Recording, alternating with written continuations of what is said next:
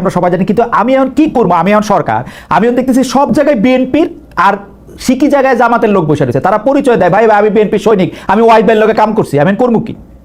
আমি ওর দিন তার কাজ করতে পারি না তো। ফ্যাক্ট, আপনি এখন বিএনপির আওয়াজের চোটে, যুগ্ম সচিব থেকে সচিব পর্যন্ত বিএনপি জামাতের আওয়াজের চোটে এখন তো টিকাই যায় না। আপনি সত্যি, আমি আপনাকে কইলাম এই অনুষ্ঠান শেষ করে আপনার কাছে 3টা তদবির করবো আমার 3 বন্ধুর, যে তার বিপদে আছে সে। না, বিষয়টা হচ্ছে যে সবাই কিন্তু সরকারি দলকে আসার সম্ভাবনা আছে। হ্যাঁ ওয়াহিদ ভাই বুঝছেন, সরকারি দলকে যে আপনারা যে বলেন আপনি বিরোধী দল, এই যে খালিদ ভাই কার কাছে তদবির করবে বুঝতে পারছেন? না, আমার কাছে কিন্তু তদবির করবে না। সুন্দর শোনাচ্ছে, বিষয়টা এত সুন্দর না। আচ্ছা জি, হচ্ছে যে ওই যে যেহেতু আমিও সরকারি চাকরি করে আসছি, উনিও করে আসছেন, সরকারি চাকরিজীবীদের মানে দুঃখটাও আমরা বুঝি যে ছাত্র উপদেষ্টা বসায় দেওয়া আছে প্রত্যেকটা মন্ত্রণালয়ে, প্রত্যেকটা ডিসি অফিসে, মানে সব জায়গায়, এবং এরা যে এই ধরনের তদবির নিয়ে যাচ্ছে এগুলো তো আরো ভয়ঙ্কর। এরা যেভাবে একজন ক্লাস 1 অফিসারকে, একজন ডিসি কে যেভাবে ডিকটেট করে, সেটা আরো ভয়ঙ্কর না? এগুলো নিয়ে বলতে চাই না কেন, সবাই জুলাই যোদ্ধা পরিচয় দেয়, জুলাই যোদ্ধা পরিচয় দিয়ে, কিন্তু এগুলো বাড়তে থাকবে। আচ্ছা, আরেকটা বিষয় যেটা ছিল, যেটা বললেন যে এই যে বার্মা অ্যাক্টের মাধ্যমে কিছু ঘটনা ঘটেছে, এইটা রাষ্ট্রীয় গোপন, এইটা ইত্যাদি ইত্যাদি। ভাইরে, এইটা যদি গোপন সিদ্ধান্তই হবে, তাহলে সবার আগে আপনার উপদেষ্টাকে এই বিষয়ে বোঝাইতে হবে কোন জিনিসটা কোথায় বলতে হয়। আমি সোশ্যাল মিডিয়ায়, আমার ফেসবুকে যেটা লিখবো সেটা আমি খালেদ মহিউদ্দিন ভাইয়ের টক শোতে এসে বলবো না। একজন সরকারি দায়িত্বপ্রাপ্ত ব্যক্তি, তিনি যদি না বোঝেন কোনটা বলতে হবে আর কোনটা বলতে হবে না। কিন্তু ওয়াহিদ ভাই আপনার কাছে কি মনে হয়, ওয়াহিদ ভাই আপনার কাছে কি মনে হয় ভারতের ন্যারেটিভ আমরা নিছি, একেবারে ডাহা মিথ্যা কথা বলছেন ভাই। আমি অসত্য শব্দটা ইউজ করি, কিন্তু আপনার এইটার প্রতিবাদে আমি বললাম ডাহা মিথ্যা কথা বলছেন। আমরা তো শুধুমাত্র উপদেষ্টাদের কথা অনুযায়ী বলছি। জাতীয় নিরাপত্তা উপদেষ্টা একজন পররাষ্ট্র উপদেষ্টা, দুইজন যখন একই কথা বলতেছে, আমরা তো এটা বলবো না। কিন্তু ওয়াহিদ ভাই আসেন আমরা একটা সিনারিও কল্পনা করি। কেন ভারতীয় ন্যারেটিভটার প্রসঙ্গ আসতেছে, আমরা একটা সিনারিও কল্পনা করি। সিনারিওটা হচ্ছে, ধরেন পররাষ্ট্র উপদেষ্টা বলছে যে ওখানে একটা মানবিক করিডোর দেওয়া হবে, ধরেন নিরাপত্তা উপদেষ্টা বলছে এখানে একটা ত্রাণ করিডোর দেওয়া হবে, এবং এটা একটা প্যাসেজ দেওয়া হবে, যে প্যাসেজে আসলে ওইখানে আটকে থাকা লোকজনের জন্য কিছু খাবার এখান দিয়ে যাবে। এই খাবার গেলে এটা গাজা হয়ে যাবে, এটা ইউক্রেন হয়ে যাবে, এই আলাপগুলি, এই বাংলাদেশের আর কোনো কিছু থাকবে না, ডক্টর ইউনূস সাহেব এটা বিক্রি করে দিচ্ছে ইয়ার কাছে, তার ফলে এটা হচ্ছে, এই আলাপগুলি কে করছে বলেন ভাই? আপনি যদি ওইখানে একটা এই জিনিস দেন, এবং ওয়াহিদ ভাই আমি আপনাকে যাই না বলতেছি, এই জিনিস অলরেডি দেয়া আছে 2022 সালের পর থেকে, এটা চলতেছে, কিন্তু খোঁজ নিয়ে দেখ। এক্স্যাক্টলি, অবৈধভাবে চলছে। প্রশ্নটা হচ্ছে, যখন আপনি কোভার্টলি কোনো অপারেশন করেন, সেটা নিয়ে আপনি ওপেনলি কথা বলবেন না। আর আরেকটা বিষয় হচ্ছে, ব্যারিস্টার ফুয়াদ জানেন যে এই সরকার গঠিত হয়েছে সুপ্রিম কোর্টের আপিল বিভাগের একটা সিদ্ধান্তের মাধ্যমে, তাই না? ওখানে কিন্তু স্পষ্ট করে বলে দেওয়া আছে ওনাদের কর্মপরিধি কি। এই ধরনের স্ট্র্যাটেজিক সিদ্ধান্ত ওনারা নিতে গেলে ওনাদের, আমি বলবো, উচিত ছিল রাজনৈতিক দলগুলোর সাথে গোপনে হলেও আলোচনা করা। এখন ওনারা যেটা করতেছেন, এটা আসলে আমি বলবো যে ওনাদের সংযত হয়ে কথা বলা উচিত, কোনটা বলবেন, কোনটা কি বিতর্ক সৃষ্টি করবে। আপনি কি অ্যাপিলেট ডিভিশনের ফ্রেমওয়ার্কটা বলতেছেন, নির্বাহী সিদ্ধান্তের কথা নেয়ার কথা বললা, নির্বাহী কার্যক্রম পালন করবে সেইটার আলোকে?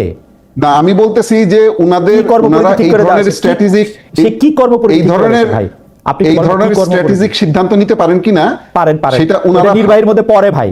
আপনি যদি ফালান না পড়ে না, আরে প্রবলেমটা এখনকার, তো প্রবলেমটা তো এখনকার, রোহিঙ্গা নিয়ে প্রবলেমটা তো এখনকার। না, রোহিঙ্গা নিয়ে প্রবলেম অনেক পুরাতন। বরঞ্চ ওনারা এইটা করার কারণে যেটা হয়েছে, আরো ওনারা যেটা বললেন খালেদ ভাই, আপনি একটু কনসিকুয়েন্সেস গুলো খেয়াল করেন, যে 1,80,000 রোহিঙ্গা ফেরত যাবে ঘোষণা এটা দিছিলেন, তো খেয়াল আছে আপনার? এটাতে আশা বসে ঘোষণা দিছিলেন, উইশফুল থিংকিং, পায়াস উইশ, ঠিক আছে? এবং বললেন যে আগামী ঈদ করবে তারা ওইখানে গিয়ে, আশা করতে পারি তো আমি। হ্যাঁ, আপনি এইগুলো, ওই জায়গাটা আপনার তাকে বুঝতে হবে খালেদ ভাই। ওই আরাকানটা এখন কারা কন্ট্রোল করতেছে? মিয়ানমার গভর্নমেন্ট কন্ট্রোল করতেছে। আপনি যদি এই জিও লোকেশন না জানেন, জিও পলিটিক্স এর কারেন্ট সিচুয়েশন না জানেন, আপনি কার সাথে ডিল করতেছেন ভাই? আর সেটা বলে হাসির পাত্র হচ্ছে কেন? আপনি বললেন 1,80,000 ফেরত যাবে, 1,15,000 চলে আসলো। মিয়ানমার গভর্নমেন্ট কন্ট্রোল করতেছে না বলেই তো আমার আরাকান আর্মির সাথে একটা কথা বলা দরকার ছিল। আরাকান আর্মির সাথে কথা বলে ওপেন চ্যানেলে করবেন? হ্যাঁ জি, সেটা কি ওপেন চ্যানেলে করবেন? সেটা কি মিডিয়ায় বলে বেড়াবেন? এই সরকার ট্রান্সপারেন্ট, সেজন্য বলছে সবাই। না না, ট্রান্সপারেন্ট হইলে তারা বিরোধী দলগুলোর সাথে, সব রাজনৈতিক দলগুলোর সাথে বসবে। বসছে তো, আপনাদের সাথে শুধু বসে নাই, আর সবার সাথে বসছে। এনসিপির সাথে, এনসিপির সাথে বসছে, ফুয়াদ ভাইয়ের সাথে আলাপ করছে তো। ফুয়াদ ভাইরা জানতেন যে ওনারা মানবিক করিডোর দিচ্ছে? হ্যাঁ জানতেন তো, না, উনি তো সত্য, আজকেও বললেন যে এটা ঠিক আছে দেওয়া, আমি ওনার সাথে একমত হয়েছি, অসুবিধা নাই দেওয়া, ভালো তো। কিন্তু জাতিসংঘ কি বলতেছে? জাতিসংঘ বলতেছে জাতিসংঘের সাথে আলোচনা হয় নাই বা সিদ্ধান্ত হয় নাই, জাতিসংঘের সাথে আলোচনা হয় নাই মানে জাতিসংঘ তো এটা এখন আপনি যেটা বললেন মানে দুই দেশের বৈঠকের মধ্যে একটা জায়গায় না আসা পর্যন্ত জাতিসংঘ এটা বলতে পারে না, জাতিসংঘেরও তো কিছু সীমাবদ্ধতা আছে। রাইট, তার মানে হচ্ছে ওনারা একটা ইমম্যাচিউর জিনিসকে মিডিয়ায় নিয়ে আসছেন। কারণ হচ্ছে আপনারা বেশি হইচই করছেন এটা নিয়ে, অতি অকারণে। আবার আমি মনে করাই দিচ্ছি আপনাকে, আমরা যে কথাগুলো বলেছি সেটা শুরু হয়েছে যখন পররাষ্ট্র উপদেষ্টা এবং নিরাপত্তা উপদেষ্টা এই ধরনের কথাবার্তা বলছেন, আপনাদের সব অধিকার আছে। আমি যদি বলি যে সেটা যদি তিল থাকতো, আপনারা এটা তাল গাছ বানাইছেন। না, আমরা তাল গাছ বানাইনি, এটা তাল গাছ ওনারাই বানাইছে, আমরা দেখাই দিচ্ছি যে এটা কিন্তু তাল গাছ। আচ্ছা, খুবই আচ্ছা, আওয়ামী লীগ সম্পর্কে আপনি যদি আরেকটা শেষ কথা বলেন, আওয়ামী লীগের প্রতি কি আপনারা একটা গোপন নিবিড় এবং কি বলবো একটা একটা একটা কেমন জানি একটা ভালোবাসা অনুভব করতেছেন? মানে যেটা অভিযোগ করা হচ্ছে আপনাদের সাথে যে বিএনপি আসলে প্রাণপণে চাচ্ছে যাতে আওয়ামী লীগও থাকে এর মধ্যে থেকে কোনো না কোনোভাবে, কোনো না কোনো ফরম্যাটে, এইটার সম্পর্কে যদি একটু বলতেন যে মানে আপনারা আওয়ামী লীগকে আসলে কি দেখেন বা আওয়ামী লীগকে কি চান? আওয়ামী লীগের একটা বিচার আমরা চাই, আমরা বিচারের মাধ্যমে আওয়ামী লীগের রাজনৈতিক দল হিসেবে এবং যারা এই ঘটনাগুলোর সাথে জড়িত ছিল তাদের শাস্তি হোক, আমরা এটা চাই। ওকে, এই ঘটনাগুলির সাথে যারা জড়িত ছিল তাদের শাস্তি চাচ্ছেন জনাব এ কে এম ওয়াহিদুজ্জামান। আমি একটু ব্যারিস্টার আসাদুজ্জামান ফুয়াদকে দেখতেছি। ব্যারিস্টার আসাদুজ্জামান ফুয়াদ, যে আমাকে একজন বলতেছে যে আমি প্রশ্ন একটু লম্বা করে করতেছি সেজন্য ক্ষমা প্রার্থী, কিন্তু আপনারা আসলে আওয়ামী লীগের কি চান? মানে ব্যাপারটা কি একটা আওয়ামী লীগ একটা হুটু টুটসি এরকম একটা হয়ে থাক যে ওরা মানে দে আর অলওয়েজ আদার এরকম একটা হয়ে থাকুক, এটা চাইতেছেন নাকি আসলে কোনটা আপনাদের চাওয়া? এবং যেটা আপনার সেটা কথার প্রসঙ্গে কথা আসা। আরেকটা কথা হচ্ছে বরিশাল প্রেস ক্লাবে এক সংবাদ সম্মেলনে গতকাল আপনি বলেছিলেন যে সাবেক রাষ্ট্রপতি আব্দুল হামিদের বিদেশ যাওয়া আসার বিষয়টি নিয়ে মানে তার বিদেশ যাওয়া আসা যাওয়ার কোনো বিধিনিষেধ নেই আপনি বলছেন, তাহলে কেন তাকে বিদেশ যেতে বাধা দেওয়া হবে? এই প্রসঙ্গেও আপনি যদি একটু বলতেন। বেস্ট ফুয়াদ। আওয়ামী লীগ প্রশ্নে আমি আপনার এবং ওয়াহিদ ভাইয়ের সাথে একমত ইন প্রিন্সিপল যে এইটা এক্সিকিউটিভ ডিসিশন দ্বারা অ্যাড্রেস করা উচিত না। এবং আমি আপনার সেপ্টেম্বর মাস থেকে আওয়ামী লীগ কোশ্চেন অন্তর্বর্তীকালীন সরকার কিভাবে ডিল করা উচিত তার একটা পুরো মানে প্রোটোকল আমি বলেছি পাবলিকলি, বহুবার বলেছি, বহুবার।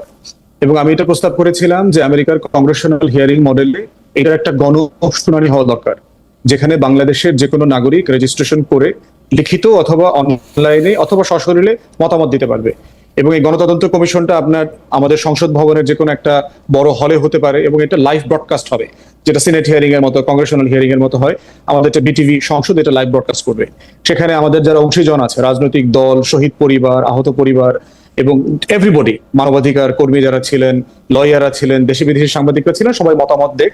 এবং এই মতামতের কি হবে আমি এরকম 6-7টা প্রিজাম্পশন করেছি কি কি হতে পারে, কি কি মত আসতে পারে। এতে কি প্রথম মত আসতে পারে যে আমরা এতে কি আওয়ামী লীগকে বক্তব্য দেওয়ার সুযোগ দেওয়া হবে বা সেই আওয়ামী লীগকে কেউ? না না, আওয়ামী লীগকে, কারণ তো তার এটা তো ট্রায়াল না, এটা হচ্ছে গণ অভ্যুত্থানের পরাজিত শক্তি। ওকে, তাকে নিয়ে আসলে কি করা উচিত?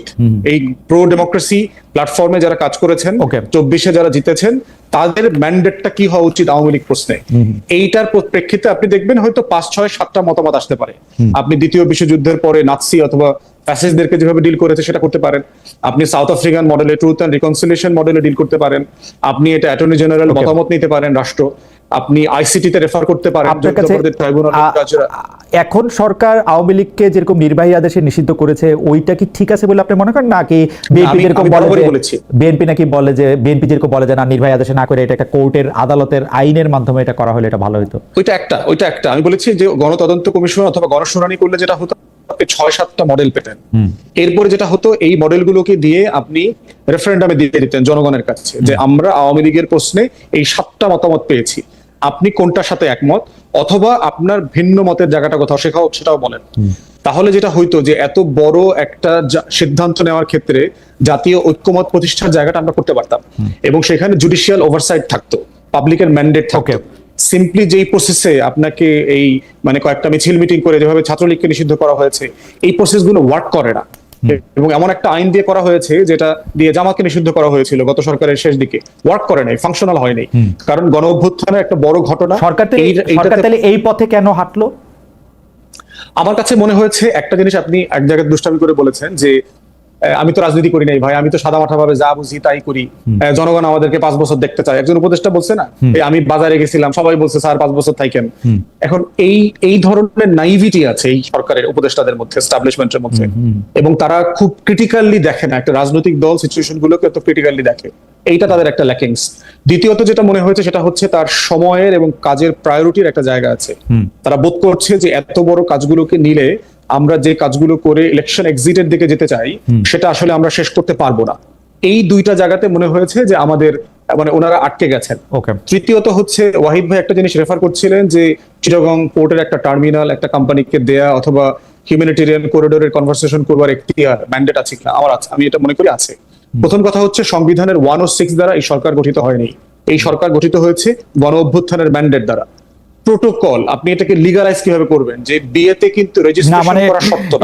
এটা তো বেরিসে ফুয়াদ, আমার এবার আপনার কথা শুনতে পেতেছেন কিনা একটু অনুরোধ করতে ইচ্ছা করতেছে। কারণ হচ্ছে যে আপনি শপথটা নিলেন 106 এর ম্যান্ডেট দিয়া, আর যখন আপনার যেইটা সুবিধা আপনার পকেটে 2টা বই থাকে, আপনার যখন বিপ্লবী সরকার হইতে গণ অভ্যুত্থানের সরকার হইতে ইচ্ছা করে তখন আপনি ওই বই বাই করেন, যখন আপনি বলেন যে আপনি সাংবিধানিক সরকার তখন আপনি এই বই আমাদের দেখান। মানে ইশাককে আপনি মেয়র বানাবেন কিনা তখন আপনি সংবিধান দেখান, আইন দেখান, কি দেখান না দেখান জানি না, যখন আবার আরেক সময় গণ অভ্যুত্থান দেখান যে আমার এটা ম্যান্ডেট আছে। এই জন্য আমার পজিশন পরিষ্কার ছিল খালিদ ভাই শুরু থেকে যে আমি কনস্টিটিউশন সাসপেন্ড করতে বলেছি। আপনি বলছেন আপনি সরকারের বিশ্লেষণ করে দেখেন, আপনি বলছেন আপনার, আমি শুনছি আপনি সরকারের বিশ্লেষণ করে দেখেন। আপনার সাথে আমি একমত। এখনো পর্যন্ত বাংলাদেশের মহামান্য রাষ্ট্রপতি হচ্ছে জনাব শাহাবুদ্দিন, ওনার কাছেই শপথ নিয়ে এটা দুঃখজনক। এটা দুঃখজনক আমার নাই, কিন্তু বলেছে যে এটা কনসিস্টেন্ট একটা অ্যাপ্রোচ নেওয়া দরকার ছিল, যে অ্যাপ্রোচ নিয়ে আমি কন্টিনিউয়াসলি কনসেনসাস বিল্ড করব অংশীজনের সাথে এবং আমি সিদ্ধান্ত করেন নাই। কারণ আপনি আপনার সবচেয়ে সুন্দর পথটাতে হাঁটছেন, আপনি ধর্মেও আছেন, জিরাফেও আছেন, আপনি 5টা স্ট্যান্ডার্ড নিয়ে রয়েছেন। ফলে আমি যদি সরকারের দেখি সত্যি সত্যি আমি সরকারের, আমার কাছে মনে হয় যে ভাই এখন আপনার কি পার্ট এটা আপনি আগে বলেন। আপনি এখন নওয়াব সিরাজউদ্দৌলা নাকি রবার্ট ক্লাইভ? আপনি তো এক এক সময় এক এক নাটকে এক একটা চরিত্র অভিনয় করতেছেন। এখন আসলে আমি তার রোলটা দেখি পাইলট আকারে। আচ্ছা, এখন সে ঝড়ের ভিতরে কিভাবে বিমান চালাবে, বিমানে যদি একটা চাকা কক্সবাজারে খুলে পড়ে যায় তাহলে কিভাবে ল্যান্ড করবে, বিমান যদি ঘূর্ণিঝড়ের কবলে পড়ে তাহলে কি হবে, বিমানটা যদি এয়ার ইন্ডিয়া হয়, বিমানটা যদি বাংলাদেশ বিমান অথবা ব্রিটিশ এয়ারওয়েজ হয়, বিমানটা যদি লাভজনক প্রতিষ্ঠান হয় অথবা আপনার লোকসানি প্রতিষ্ঠান হয়, এইরকম একটা অ্যাডহক বেসিসে এই বিমানটাকে চালাইতে হইতেছে। বাংলাদেশটা একটা অ্যাডহক বেসিসেই চলে, এটা সংবিধান দ্বারা কখনো চলে নাই। এটা নেতা নেত্রী পরিবার দল এদের মর্জি খুশিতেই দেশটা চলছে, এই হাঁটতে খেলতে মর্জিতে দেশ চলছে, এই রিয়ালিটি এখানে আছে। তাই সিদ্ধান্ত নেওয়ার ম্যান্ডেটের প্রশ্ন যখন আসে আমি বলছি যে গণ অভ্যুত্থানের ম্যান্ডেটও এই সরকারের আছে, 106 এর ম্যান্ডেটও এখানে আছে। 106 এর ডিসিশন পরিষ্কার বলে দেওয়া আছে, নির্বাহী কার্যক্রম রাষ্ট্র পরিচালনার ক্ষেত্রে বলে দেওয়া আছে। আমার কাছে মনে হয় যে 106 এর ম্যান্ডেট এনাফ। আমার যতটুকু পার্ট এটার জন্য গণ অভ্যুত্থান না টানলেও চলে। 106 এর ম্যান্ডেটেই সরকার যা যা কিছু করতে চায় সেটা মনে করতে পারে, সেটা অ্যাডহক বেসিসে করুক আর হুইবের ভিত্তিতে করুক। আমরা আজকের অনুষ্ঠানটা একটু আপনাদের অনুমতি নিয়ে একটু 10-12 মিনিট একটু বাড়াতে চাই, সেই জন্য আমি বেঁচে ফুয়াদ আমি আবার আপনার কাছে আসবো। আপনি হামিদ সাহেব সম্পর্কে আপনার বক্তব্য একটু ক্লিয়ার করে দেন। আচ্ছা, আমির সাহেবের ব্যাপারে একটা হচ্ছে যে আমি তাকে একটা অবৈধ সংসদের অবৈধ প্রেসিডেন্ট মনে করি, পলিটিক্যাল স্টেটমেন্ট। কিন্তু এর মানে এইটা না যে নাগরিক আকারে সে দেশের বাইরে যেতে পারবেন অথবা ঢুকতে পারবেন, যে কোনো ফর্মে যাওয়া আসার ব্যাপারে তার যদি কোনো নিষেধাজ্ঞা না থাকে তাকে তো আপনি এটা মানা করতে পারেন না। সে যদি ফৌজদারি অপরাধ করে থাকে তাকে আপনি জিজ্ঞাসাবাদ করবেন, তাকে পুলিশ কাস্টাডিতে নেবেন, তাকে বিচারের মুখোমুখি করবেন। কিন্তু যে সে বাংলাদেশের নাগরিক, তার দেশের বাইরে যাওয়া ফিরে আসার এখতিয়ারে তো আপনি হাত দিতে পারেন না। শত্রুর প্রতি আমাকে ইনসাফ করতে হবে। রাইট। তো বেরিসে ফুয়াদ এইটা আমার একটু বুঝায় কোন তো, তাহলে উনি যখন চলে গেছিল একটা তদন্ত কমিশন কেন হয়েছিল, উনি চলে গেছেন কেমনে? উনি কি তখন এটা দেখেন নাই যে তাকে গ্রেফতার করা সাসপেন্ড হয়েছে? হ্যাঁ, আমার কাছে মনে হচ্ছে যে পুলিশ সাসপেন্ড হয়েছে। এক মিনিট সত্য আমার কাছে মনে হয়েছে কিন্তু উনি চলে যাওয়ার কারণে এয়ারপোর্টে দায়িত্বরত যারা ইমিগ্রেশন পুলিশ ছিল, হ্যাঁ বোধহয় 3জন বা 4জন পুলিশকে সাসপেন্ড করা হয়েছে। হ্যাঁ, সেটা কেন হয়েছে বেরিসে ফুয়াদ একটু বলেন তো, মানে একটা তদন্ত কমিশন এখন থেকে কি বাইরে? আমার কাছে মনে হয়েছে যে উনি কি আসলে চলে গেছেন ট্রিটমেন্টের জন্য গেছেন না উনি আসলে পালিয়ে গেছেন। এই ধোঁয়াশার মধ্য থেকে ওই কাজগুলো এখানে হয়েছে। না, না, এবং এটা আপনি কারেক্টলি পয়েন্ট আউট করেছেন। না, যে একটা আমার কথা হইলো যে serious আমি জানি না তদন্ত উনি কমিশন চলে করে- গেছে, আমি জানি না আমি চলে গেছে না পালায় গেছে না ওইখানে থাইকা যাবো, আমি আর কিছু জানি না, কিন্তু উনি চইলা যাইতে পারলো কেমনে, এয়ারপোর্ট ক্রস করলো কেমনে? গল্পটা আসছে এরকম যে ডক্টর মোহাম্মদ ইউনূসের চোখে ধুলা দিয়ে সরকারের ভিতরে একটি সরকার, সম্ভবত সেনাবাহিনী, তাকে পার করে দিয়েছে এবং এর জন্য একটি তদন্ত কমিশন হয়েছে, 3 জনের চাকরি চলে গেছে, 4 জনের বিরুদ্ধে অ্যাকশন নেওয়া হয়েছে। তো কেন ওই সময় পয়লা দেখেন না যে তার আসলে বিদেশ গমনে বাধা নাই? না, এই যে হাইপ, এখানে হাইপ আছে না, এর কোনো হাইপ নাই ভাই, দুর্বলতা আপনি আছে। সরাসরি বলেন একটা অযোগ্য, অসমর্থ এবং একটা খুবই মানে কি বলবো একটা হুইম দিয়ে পরিচালিত একটা সরকার, পপুলিস্ট সিদ্ধান্ত ছাড়া আর কিচ্ছু নিতে পারে না এবং ধমক দিলে ভয় পায়। না, বিএনপি যদি চাইতো একটা ব্যারিস্টার বিষয় মনে ফুয়াদ হচ্ছে। ডিসেম্বর মাসে ইলেকশন করাইতে পারতো, আরেকটা ধমক দিলে ডিসেম্বরেই করতো। well, আচ্ছা, এটা লম্বা আলোচনার বিষয়, আলোচনা এখন দরকার নাই, যেহেতু দুই পক্ষ এখন আলোচনার টেবিলে আছে। তো আমার মনে হয় যে এটা আলোচনার ভিত্তিতে নির্বাচনের দিন তারিখ ঠিক করা যাবে। ওকে, আমি ব্যারিস্টার ফুয়াদ থেকে একটু, ব্যারিস্টার ফুয়াদ এই ব্যাপারে একটু আমাকে একটু সাহায্য করেন, আমি যে প্রশ্নটা এখন করতেছি, because there R some law terms, আপনি আমাকে লিগ্যাল টার্মস আপনি আমাকে কারেক্ট করেন ইফ আই এম রং।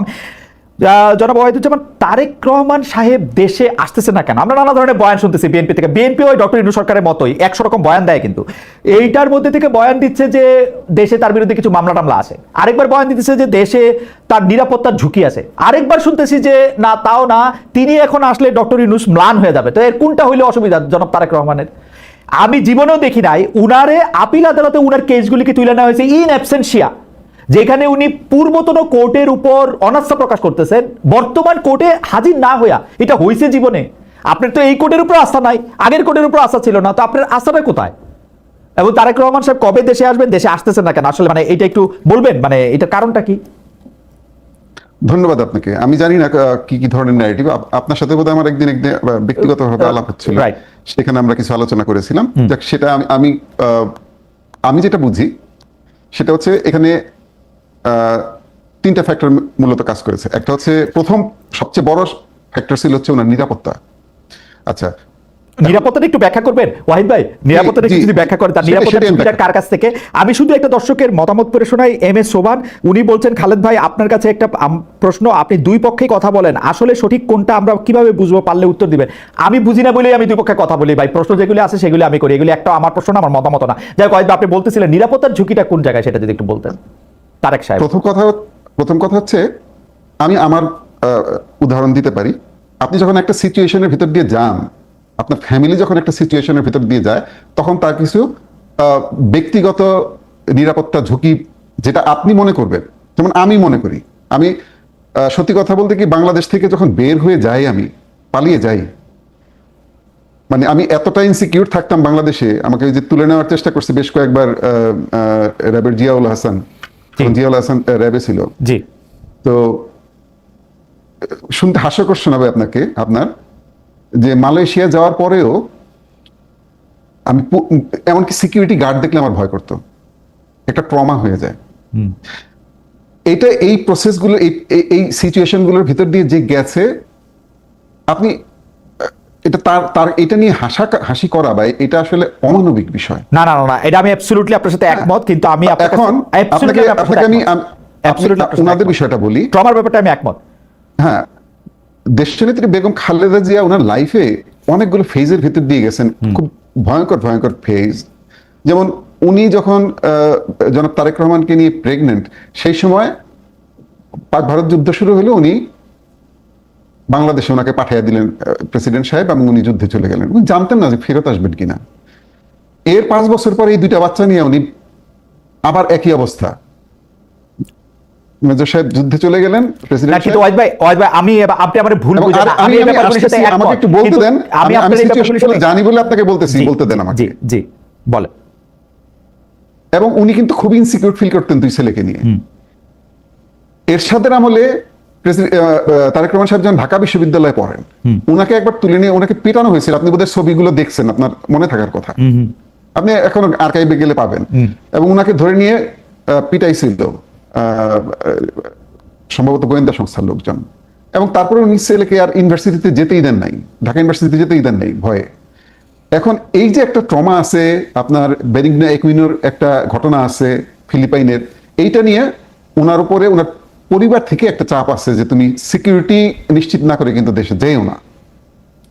দ্বিতীয় বিষয় যেটা আছে, ওকে, সিকিউরিটি ওনার নিশ্চিত যেটা না করে নিশ্চিত না করে দেশে যাওয়ার ব্যাপারে পরিবারের একটা, জি আপনি একটু দ্রুত যদি শেষ করেন তাহলে এটা একটা আপনার পয়েন্ট। দ্বিতীয় যে বিষয়টা আছে মামলা, হ্যাঁ মামলা, উনি দেশে না গেলে তো মামলাটা কিভাবে ফেস করবেন এটা আমার বলেন। এখন যে মামলা তো উঠে গেছে সব, না এখন যাবেন উনি, এখন যাবেন উনি, মামলা তো উঠে গেছে না, এটা পৃথিবীর যে আমি দুইটা জিনিস আপনাকে বলি, রাজনীতিবিদদের নিরাপত্তার ঝুঁকি জনাব একুইনের কথা আপনি বলছেন তারও আছে, আমি এখন যে দেশে আছি সেই দেশেও আছে, জনাব ট্রাম্প গুলি খাইছেন কতক্ষণ আগে, আমি চাই কিন্তু এই ঝুঁকি আছে বলেই তো সারা দেশের মানুষের মাথার মুকুট উনি কি খালি এখন প্রধানমন্ত্রীর আসনটাতে বসলেই বুঝবেন যে উনার আর ঝুঁকি নাই? বিষয়টা ওই যে আপনাকে আগেই বলেছি যে এটা আপনি আমি বুঝবো না, এই সিচুয়েশন গুলোর ভিতর দিয়ে যারা গেছে, যাদের পরিবার গেছে তারা বুঝবেন। ওকে, আর বিচারের বিভাগে তো যখন আপনি আপিল করবেন বিচারের বিষয়টা, আর তৃতীয় যে বিষয়টা আপনি বলেছেন এটা অনেকের ধারণা, এবং ওনার সাথে আমার কথা বলেও বিভিন্ন সময় মনে হয়েছে, আমি ব্যক্তিগত গতকালকের একটা ব্যক্তিগত বলি, ওনার সাথে বিভিন্ন দেশের গুরুত্বপূর্ণ ব্যক্তিরা সাক্ষাৎ করছেন, অতীতও করেছেন, উনি এগুলো ছবি কখনোই সোশ্যাল মিডিয়ায় দিতে দেন না, এবং আমার হাতে যখন কখনো চলে আসলে উনি পার্সোনালি গতকালে ফোন করছেন উনি, যার এটা কিন্তু এখন দিয়েন না, কারণ হচ্ছে যে আমার ডক্টর সাহেবের সাথে আমার যেহেতু মিটিং আছে, এই মুহূর্তে এটা দিলে ফোকাসটা এইদিকে চলে আসবে, এটা একটা ইমব্যালেন্স তৈরি করবে। উনি প্রত্যেকটা মানুষের তার নিজের মতো, আপনি সব গ্রামার দিয়ে সবকিছু সেট করতে পারবেন না। উনি হয়তো চান যে আমার যেটা মনে হয়েছে যে এখন যদি যান, এই যে কথাটা অভিযোগটা আপনারা করলেন, হাসাহাসি করলাম আমরা, যে আমার কাছে তদবির করবে, তার মানে মানুষ বুঝতে পারছে বিএনপি পাওয়ারে চলে আসবে, বিএনপি সবাই তার পক্ষে। এখন হলো বাড়তি একটু প্লেন ভাড়া খরচ হইতেছে ওয়াহিদ ভাই, মানুষ লন্ডন গিয়ে ওনার কাছে তদবির করে আসতেছে। শফিক সাহেব গেছে, সবাই যে ইউনূস সাহেব গেছে, দেখা পায় না, শফিক সাহেব গেছে, না এই যে শফিক সাহেব ইউনূস সাহেব পায় না না না না না না, আমি অনেক এই বিষয়গুলো আমি সাক্ষী। আচ্ছা, তাহলে আপনার কাছে করে যে উনি বলেন যে আপনি এখানে আসছেন কেন, প্লেন ভাড়া দিয়ে আসছেন কেন, ঠিক আছে গুছানো অফিসে যে আমার সাথে স্কাইপে বসেন নাই কেন, এত খরচ করছেন কেন, এবং দেখাও করেন না। ওকে, আমার আচ্ছা ঠিক আছে, দেখা যায় জুমার নামাজ পড়তে যায় ওনার সাথে একটা ছবি তুলে আসে। হ্যাঁ, বুঝতে পারছেন? এইটা আপনি ঠিক বলছেন যে যাচ্ছে, কিন্তু যে ওনার দেখা পাচ্ছে এটাও সঠিক না। আচ্ছা ঠিক আছে, আমরা আপনাকে ধন্যবাদ জানাই জনাব একে ওয়াহিদুজ্জামান। আমরা একদম শেষ পর্যায়ে চলে আসছি। আমার শেষ প্রশ্ন ব্যারিস্টার ফুয়াদের কাছে, সেটি একটি হলো, আপনি জুলাই হত্যাকাণ্ডের বিচার প্রক্রিয়া নিয়ে আপনি আমাদের অনুষ্ঠানে বলতেছিলেন, কিন্তু সম্প্রতি আপনি বলেছেন যে বিচারের যে ন্যূনতম গ্রহণযোগ্য মান সে ব্যাপারে কোনো প্রকার আপোষ করা যাবে না। আপনি নিজের ইউটিউব চ্যানেলে, যেটাতে আপনি পডকাস্ট করতেছেন সেখানে আবার বলছেন যে আদালত পাড়ায় নতুন চেহারায় মাস্তানি শুরু হয়েছে, মামলাতে নিজের মতো করে রায় দেওয়ার জন্য বিচারপতি ও বিপক্ষের আইনজীবীদের হেনস্থা করার সকল অপচেষ্টা চলমান। আপনার অভিযোগ মতো অপচেষ্টা যদি সফল হয় তাহলে ন্যায় বিচার হবে, এমন আশা কি রাখা যায়? আসলে এই প্রশ্নটা উঠতেছে আন্তর্জাতিক অপরাধ ট্রাইব্যুনাল গঠনের পর যারা রাষ্ট্রপক্ষের আইনজীবী হিসেবে যারা নিয়োগ পেয়েছেন তারা প্রায় সবাই আগের আমলে ছিলেন আসামি পক্ষের আইনজীবী। এতে কনফ্লিক্ট অফ ইন্টারেস্টের প্রসঙ্গ বারবারই আসছে। ব্যারিস্টার ফুয়াদ, আমরা একটু আপনার থেকে কম্প্রিহেনসিভ 2 মিনিট একটু শুনতে চাই। একটা বিষয় হচ্ছে ওই বিভিন্ন আইনজীবীরা যে মাস্তানি করছেন, ওটা আমি আইসিটির ব্যাপারে বলি না, ওটা সুপ্রিম কোর্টের এভারেজ প্র্যাকটিসের কথা বলছি। এবং বিভিন্ন রাজনৈতিক দলের যারা আইনজীবীরা আছেন তারা খুবই বাজে আচরণ করছেন, বিভিন্ন অন্য আইনজীবীদেরকে হেনস্থা করা, আওয়ামী লীগের দোসর হিসাবে মামলার একটা প্রতিযোগিতা আছে, যেমন ধরেন বেক্সিমকোর উকিল কে হবে, নাসা গ্রুপের উকিল কে হবে, রানা প্লাজার ওই ক্রিমিনালের উকিল কে হবে, অথবা ওই যে আপনার করোনার যে সার্টিফিকেট জালিয়াতি করলো ওই লোকের উকিল কে হবে, এগুলো নিয়ে আপনার বেশ মানে মনস্তাত্ত্বিক যুদ্ধ চলতেছে, এবং ভিতরে প্রচন্ড টাকা পয়সা হিসাব নিকাশ মাস্তানি, এবং বিচারকদেরকে গিয়ে ইয়ে করা। যেহেতু আপনি জানেন যে অধিকাংশ বিচারপতি আওয়ামী লীগের সময়কার মনোনীত, তারা প্রচন্ড একটা মানসিক কষ্টের মধ্যে আছে, তারা কোন দিকে যাবে না যাবে, তো তাদেরকে ওই মনস্তাত্ত্বিক দুর্বলতাটার একটা সুযোগ নিয়ে হুমকি দিয়ে বিচার প্রক্রিয়াকে তাড়িত করবার চেষ্টা করা হয়। এবং মাঝখানে একজনকে দেখলাম, একজন সিনিয়র আইনজীবীকে একদল আইনজীবীরা মিলে কোর্টে হেরে যাওয়ার পরে ঘুষি পর্যন্ত দেওয়ার চেষ্টা করা হয়েছে, এবং এটা ভিডিও দেখলাম। এগুলো তো খুব দুঃখজনক। গণ অভ্যুত্থানের পরের যদি এই খাইসলত গুলো আমাদের না বদলায়, তাহলে ঠিক মজলুমের জালেম হয়ে ওঠার যে ইতিহাস আমরা জানি, এবং একই প্রসেসে তার যে পতন হয়, সেই প্রক্রিয়ার মধ্য দিয়ে যাবার আশঙ্কা আমি করছি। আইসিটির ব্যাপারে যেটা বলেছেন, সেখানে ব্যাপারে আমি কথাটা পাবলিকলি বারবার বলি, ওনাদের সাথে দেখা হইলেও বলি যে আপনাদের বিচার করবেন, এটা ফাইন, কিন্তু মানের ব্যাপারে কখনো যেন কম্প্রোমাইজ করবার সুযোগ না আসে। কারণ মনুষ্যত্ব সেখানেই প্রমাণিত হয় যে আপনার শত্রুর সাথে আপনি কতটুকু ইনসাফ করতে পারেন, ওটাই হলো মনুষ্যত্বের স্ট্যান্ডার্ড। হাসিনাকে আমরা সবাই অপছন্দ করি, কিন্তু পলিটিক্যালি তাকে আমি ঘৃণা করি, কিন্তু বিচারের ব্যাপারে তার ব্যাপারে শতভাগ ইনসাফ করতে হবে, এই কথাটা আমরা সব জায়গায় দেখতে চাই, আমলে দেখতে চাই। Okay. তো আইনজীবীরা যারা একটা- যে ফর্মে প্র্যাকটিস করছেন একটা- তারা যেন সব জায়গাতে এই জায়গাটা মেনে চলে। একটা পলিটিক্যাল প্রশ্ন, শেষ পলিটিক্যাল প্রশ্ন আপনাকে আর ওয়াহিদ ভাইকে আমি একটা শেষ পলিটিক্যাল প্রশ্ন করব জানার জন্য, যদি জানতে পারি। সেটা হচ্ছে যে জাতীয় নির্বাচনের দিকে এখন দেশ চলে যাচ্ছে, বিএনপির সঙ্গে আপনারা যুগপৎ আন্দোলনে ছিলেন, হাসিনা বিরোধী আন্দোলনেও আপনারা আসলে রাজপথে ছিলেন। আপনাদের দলের জোট বা বাংলাদেশের রাজনৈতিক জোটগুলি আসলে এখন কিরকম হতে পারে, এনসিপি কি হতে পারে, সেটা যদি 1 মিনিট এরকম বলেন যে মানে রাজনৈতিক জোটের চেহারাটা কিরকম হবে। আপনারা তো আর মানে এবি পার্টি হিস্টোরিকভাবে যেহেতু জামাত ইসলামী থেকে বেরিয়ে এসছে, তারা তো আর জামাত ইসলামের সাথে জোট করতে পারবে না। মানে বিষয়টা কি হবে যদি একটু বলতেন চেহারাটা। আমি বলবো, হ্যাঁ, আপনি 1 মিনিট বলেন, আমি ওয়াহিদ ভাইকে দিয়ে শেষ করবো। শিক্ষক একটা বিষয় হচ্ছে যে মোটা দাগে দলের সাইজ যদি দেখেন, আমি নিজেও গত 5 দিন আপনার আমার গ্রামে ক্যাম্পেইন করে আসলাম। বিএনপির সাইজ এবং বিএনপি কে পলিটিক্যালি ইলেকশনে চ্যালেঞ্জ করবার মতো দল কিন্তু এরপরে 10 পর্যন্ত আমি কাউকে দেখি না। বিএনপি ছাড়া বাকি সবগুলো দলও যদি একসাথে নির্বাচন করে, সেক্ষেত্রেও 100 আসনে বিএনপি কে চ্যালেঞ্জ করাটাও অনেক মুশকিল হয়ে যাবে বলে বোধ করছি চলমান বাস্তবতায়। 6 মাস পরে বাস্তবতা কি হবে সেটা তো আমরা এখনো বুঝতে পারছি না। তো সেখানে ধরে নেওয়া হচ্ছে মোটা দাগে বিএনপি সরকার গঠন করবে। আমার কাছে প্রশ্ন ওইটা না যে বিএনপি সরকার গঠন করছে, আমার কাছে মোটা দাগে প্রশ্ন হচ্ছে বিএনপি কে পার্লামেন্টে এবং রাস্তায় প্রতিদিন ক্রিটিক কিভাবে করা হবে গণতান্ত্রিক পদ্ধতিতে। তাকে তো চেক অ্যান্ড ব্যালেন্সের মধ্যে রাখতে হবে, জবাবদিহিতার মধ্যে রাখতে হবে। বিএনপি যেভাবে জাতীয় ঐক্যমতে সরকার করবার প্রস্তাব দিচ্ছে এবং প্রচুর ছোট ছোট দলগুলো সব, অসুবিধা কি? বিএনপি শেখ হাসিনার মতো একটা দল করবে, সরকার করবে, একটা হাসি খুশি বিরোধী দল। এটা তো ধরেন আমরা একটা হাসি খুশি বিরোধী দল, আমরা তো না, ওইটা দেশের জন্য তো ক্ষতিকর খালিদ ভাই। দিন শেষে আমরা যারা কিন্তু বিএনপি আর কি করবে? ছিলাম, বিএনপি তার কিছু করার নাই। আপনি যেটা বললেন সেটার সাথে আমি সম্পূর্ণ একমত। আসলে তো এখন বিএনপির মাঠে কোনো চ্যালেঞ্জ নাই, বিএনপির চ্যালেঞ্জ বিএনপি নিজে। কি করবে এখন বিএনপি? হ্যাঁ, ওইটাই হচ্ছে এখন আমাদের আলোচনার বিষয়, যে বিএনপি কে পার্লামেন্টে সিরিয়াসলি বিরোধী দল আকারে চ্যালেঞ্জ করতে পারবে, আচ্ছা, দেখি। কথা বলতে পারবে, সেই রকম একটা ফোর্স নিয়ে আমাদের এখন কাজ করা দরকার। আমি ওইটা নিয়ে বেশি কনসার্ন। ওকে, কে ইমিডিয়েটলি ক্ষমতায় যাচ্ছে এটা আসলে এখন আলোচনার খুব বেশি স্পেস। আমার মনে হয় পেশা ফুয়াদ একদম ঠিক কথা বলছেন। 1 মিনিট একটু ওয়াহিদ ভাই বলেন তো, বিএনপি 297 আসন পাবে ধরেন, বা 90টা, এইটা বিএনপির জন্য ভালো হবে, খারাপ হবে, কি হবে? বিএনপি তো আবার এটা হাসিনা সরকারই হবে আসলে। বিএনপি কোন ধরনের সরকার হবে এটা আমি তো বলতে পারবো না, গণত্ব না আমি। তবে হ্যাঁ, বিএনপির এখন যে মাঠের অবস্থা সেটা বিএনপি ভালো করার আমি সম্ভাবনা দেখতে পাচ্ছি। বাট এইটাও সত্যি যে দীর্ঘ 15 বছর যাবত প্রায় 3 কোটি ভোটার যারা নতুন, তারা ভোট দেন নাই। উনারা কোন দিকে ভোট দিবেন সেটাও কিন্তু একটা ডিসাইসিভ ফ্যাক্টর হিসেবে কাজ করবে।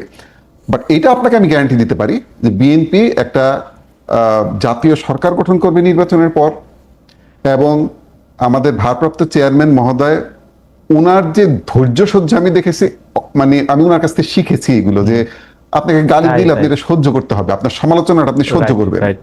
এবং উনি এটা অসাধারণ এটা নিতে পারেন উনি, মানে এই যে সমালোচনা, উনাকে ব্যঙ্গ করা, এগুলো নিতে পারেন উনি। এবং উনি অ্যাকচুয়ালি এই যে আমাদের অনেক সময় আমরা যখন বসি, আপনার মতো এরকম হঠাৎ করে কোশ্চেন করে বসেন, একটা থতমত খাওয়াই দেন আমাদের, মানে এটা উনি করেন যে স্পন্টেনিয়াসলি। আমি তারপরে না, আমাদের আজকে আর সময় না ওয়াহিদ ভাই, আপনার সাথে কথা বলা সবসময় আনন্দদায়ক, কিন্তু আপনি একটা দলের নেতারাই জাতীয় সরকার করবে, দলের নেতারাই ওনাকে চ্যালেঞ্জ করে, এখনো দলের নেতারা ওনাকে চ্যালেঞ্জ করে, দলের নেতারা ওনাকে চ্যালেঞ্জ করে। একটা নোটা দেন তো। ওনার অনেক সিদ্ধান্ত আছে যেগুলো উনি স্ট্যান্ডিং কমিটিতে নিয়ে যায়, স্ট্যান্ডিং কমিটির সিনিয়ররা যখন বলেন যে না এটা করা ঠিক হবে না, উনি ওখান থেকে না, আমি বিশ্বাস করি না, চলে আসেন। আমি বিশ্বাস করি না। এটা আমাদের ভিডিও করে আমি দেখায়, করার এটা নাই। আমাদের ভিডিও করে দেখায়, বিশ্বাস এটা করবে। তারেক সাহেবের সিদ্ধান্তের বাইরে গিয়ে কেউ তাকে ভিন্নমত পোষণ করে, এটা আমি বিশ্বাস করি না। হয় এটা হয় খালেদ মহিউদ্দিন ভাই, পরিবারের সদস্যদের বাইরে, পরিবারের মনে করেন সদস্যদের জুবাইদা বাইরে তো রহমান, বটেই, মনে করেন জাইমা পরিবারের রহমান। সদস্যদের বাইরে তো বটেই, স্ট্যান্ডিং কমিটির সিনিয়র লিডাররা যখন কোন একটা সিদ্ধান্ত নেন, উনি আলটিমেটলি ওইটাতেই অ্যালাইন হন। উনার মতের বিরুদ্ধে গিয়া নাকি ওই যে সমাজতান্ত্রিক দলগুলিতে আমরা সবাই মিলে চেয়ারম্যানের সিদ্ধান্তটা একসাথে। আমার নিজের দপ্তরের অনেক সিদ্ধান্ত দেখা যাচ্ছে সিনিয়ররা ওনারা এখনো পরীক্ষা নিরীক্ষা করছেন, এই কারণে বাস্তবায়ন হচ্ছে না, যেটা তারেক রহমান সাহেব চাচ্ছেন যে এই যে ইয়ের মাধ্যমে অনলাইনে আমাদের মেম্বার সংগ্রহ, আমাদের ডোনেশন, আপনি আমাদের বিএনপির ওয়েব পেজে যান, গিয়ে দেখবেন ডোনেশন দেওয়ার জায়গা আছে, সদস্য ফি দেওয়ার জায়গা আছে, কিন্তু যেটা সিনিয়ররা এখন এটা পরীক্ষা করতে চাচ্ছে। যাই হোক, আপনি মানে আমার যদি কোনোদিন এই মানে এটা দেখার সৌভাগ্য হইতো যে দলের মধ্যেও, কারণ এটা তার আসলে দলের মধ্যে আপনারা তার ভিডিও করে দেখাবেন না, কিন্তু দেখতে পারলে ভালো লাগতো বিশ্বাস অবিশ্বাসের প্রশ্ন না, সেটা আমি মানে উদ্যোগ করলাম, সেটা একটা রেটরিক। দেখলে হয়তো মনে হতো যে তিনি ভিন্ন মত নেন। জনাব এ কে এম ওয়াহিদুজ্জামান, আপনাকে অনেক ধন্যবাদ দিয়েছেন। আসাদুজ্জামান ফুয়াদ, অনেকগুলি বিষয় নিয়ে আপনারা মতামত দিয়েছেন, অনেক দর্শক আমাদের সাথে